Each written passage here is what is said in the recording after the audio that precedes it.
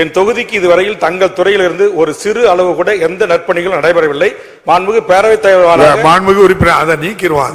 ஒரு சிறு அப்படி சொல்லக்கூடாது. செய்யலன்னா செய்யல தானே சொல்லணும். பேரவைத் தலைவர் எதை செய்யல நீ சொல்லணுமே தவிர பொதுவா சொல்லக்கூடாது. அதை அவைக்குறிப்பிலிருந்து நீக்கிறேன்.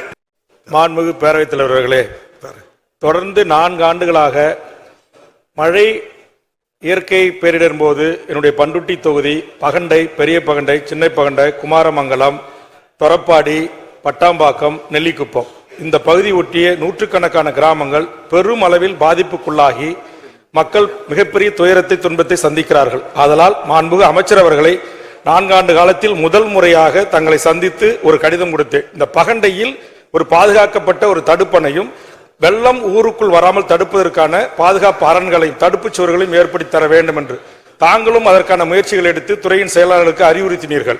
ஆனால் என்ன காரணத்தினாலும் விடுபட்டிருக்கிறது. என் தொகுதிக்கு இதுவரையில் தங்கள் துறையிலிருந்து ஒரு சிறு அளவு கூட எந்த நற்பணிகளும் நடைபெறவில்லை. மாண்புமிகு பேரவைத் தலைவர் மாண்புமிகு உறுப்பினர் அதை நீக்கிடுவான்.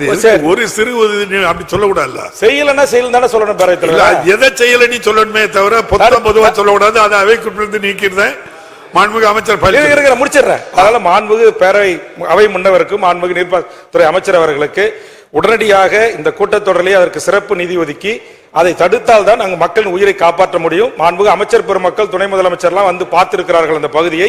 மக்களின் துன்பத்தை, துயரத்தை, வழிகளை உணர்ந்து இந்த வேண்டுகோளை முன்வைக்கிறேன். பேரவைத் தலைவர் வாயிலாக தடுப்பணை அமைத்து தருவார்களா, காங்கிரஸ் ஒரு எழுப்பி தருவார்கள் என்று கேட்டு அமர்கிறேன். நீங்க எல்லாம் மூத்த உறுப்பினர் குற்றச்சாட்டுகள் எல்லாம் சொல்லக்கூடாது. இந்த நேரத்தில் எதை வேணும்னு நீ கேட்கறது தான் கேள்வி. அவ்வளவுதான். மாண்புமிகு அமைச்சர் பேரவைத் தலைவர்களுடைய உறுப்பினர்கள் கேட்டவுடனே இந்த தொடர் கூட்டத்தில் நிதி ஒதுக்குறதெல்லாம் நிதியினுடைய வழிமுறைகள் அறியாமல் உறுப்பினர் சொல்றார். உங்க கோரிக்கை ஏற்றுக்கொள்ளப்பட்டிருக்கிறது. அடுத்த நிதி ஆண்டில் நிதியை பொறுத்து, ஆதாரத்தை பொறுத்து உங்கள் கோரிக்கை நிறைவேற்றப்படும். மாண்புமிகு உறுப்பினர் பிச்சாண்டி